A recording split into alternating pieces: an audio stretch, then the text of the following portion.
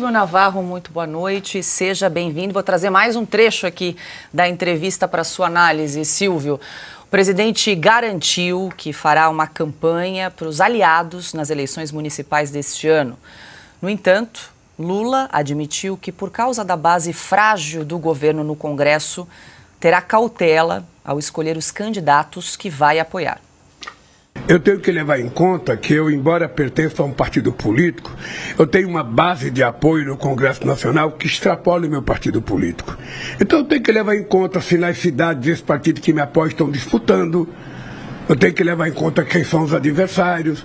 E aí, naquele que o adversário for adversário ideológico, o adversário dos negacionistas, você pode ter certeza que eu vou fazer campanha. Pode ter certeza que eu vou fazer campanha. Vou cumprir meu horário de trabalho em Brasília, vou ficar trabalhando até às 6 horas, mas quando der às 6 horas, que todo mundo tem o direito de ir para casa, eu vou fazer campanha para os candidatos que eu acho que vão melhorar a vida do povo. Agora sim, Silvio Navarro, boa noite. Paula, boa noite. Augusto, meu irmão, boa noite. Meus parceiros Rodrigo Constantino, Piotr, boa noite para quem nos assiste. O Lula não tem palanque para subir nas eleições municipais, porque ninguém quer a presença dele. Tem um ou outro gato pingado e, digo mais, não são do PT, porque o PT terá o menor número de candidatos em capitais e grandes cidades. Falo de cidades que vão ao segundo turno, 200 mil eleitores. O PT não tem esse número. Isso já é sabido, isso já foi dito para o Lula e ele, desesperado, porque já está pensando lá na frente, na eleição de 2026, no que as eleições municipais podem provocar no terremoto, porque essa é a base. O prefeito e o vereador, eles são fundamentais para a eleição do Congresso Nacional depois. Não à toa os deputados estão viajando já na segunda-feira para os festejos de São João, liberados pelo Arthur Lira, porque é uma data importante, eleger prefeito, eleger vereador, pensando em 2026. É assim que se constrói base política no Brasil. E esse número de deputados lá na frente determinará a fatia do bolo do fundo partidário, estou falando de dinheiro e muito dinheiro, e do tempo de televisão nas eleições. O Lula, vamos voltar.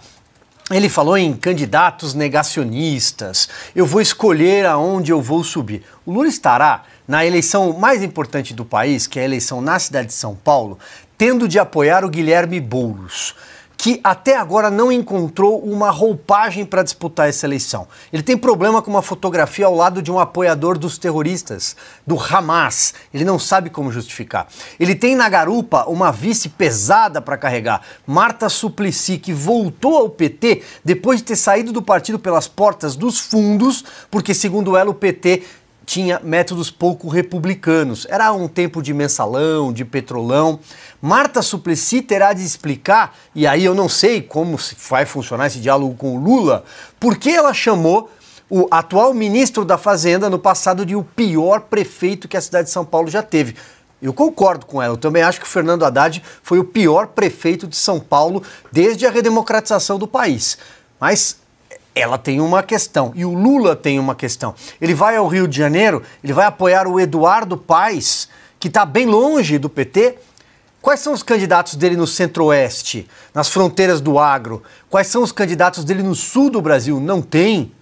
Não tem. Pelo contrário, ele tem de explicar o governo dele e por isso que ninguém quer. Ao contrário do seu antecessor, Jair Bolsonaro, que será o maior cabo eleitoral dessas eleições. Sobre a parte econômica, eu acho que o Rodrigo e o Piotr já explanaram muito bem. O Campos Neto é o bode expiatório da vez, mas vamos aguardar, porque o mandato do Campos Neto, que é um dos responsáveis pela saúde financeira do país, vai acabar.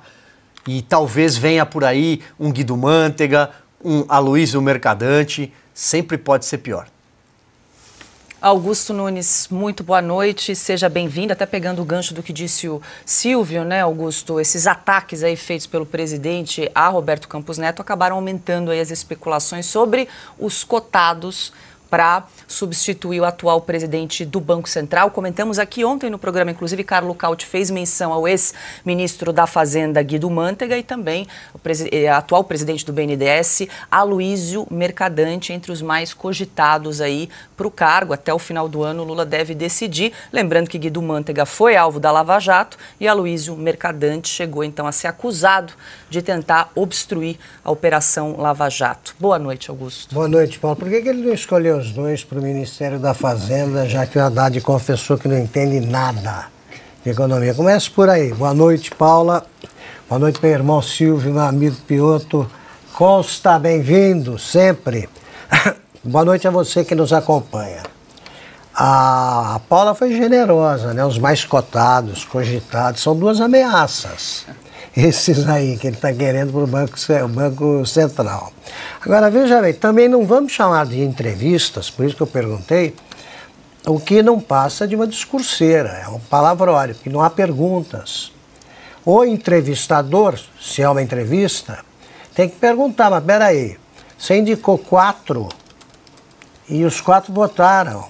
O senhor vai tirar? Pretende tirar? Eles estão errados, eles não atendem a sua liderança? Começa por aí. Mas eu não tenho essa esperança e ainda no jornalismo brasileiro, sobretudo nos lugares ainda mais dependentes de verbas federais.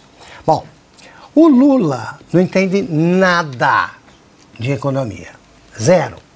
E não sabe o que é taxa de juros, para que serve. Ele se mete nisso porque se mete em tudo. Ele quis sim, como eu disse aqui na quarta-feira, trocar o Meirelles. Ele queria tirar o Henrique Meirelles e botar no lugar o Luiz Gonzaga Beluso, que era parecido com o Lula, quanto ao entendimento aí da economia. Por sorte, uma crise fez com que ele preservasse o Meirelles e o Lula se salvou por isso. No primeiro mandato, a única coisa inteligente que fez o Lula, ou alguém sugeriu a ele, certamente alguém sugeriu, foi manter a política econômica do Fernando Henrique, foi seguir o que determinava o Plano Real e colocou como presidente do Banco Central um Henrique Meirelles que tinha acabado de se eleger deputado federal pelo PSDB. Foi nessa eleição. Portanto, ele pegou alguém do governo, poderia estar no governo Fernando Henrique, pôs no dele. Ao passarem por Paris, Fernando Henrique estava lá 4 meses depois da posse. O Lula, que cinicamente tinha dito ao Fernando Henrique, na transmissão de cargo, olha, aqui você vai ter sempre um amigo.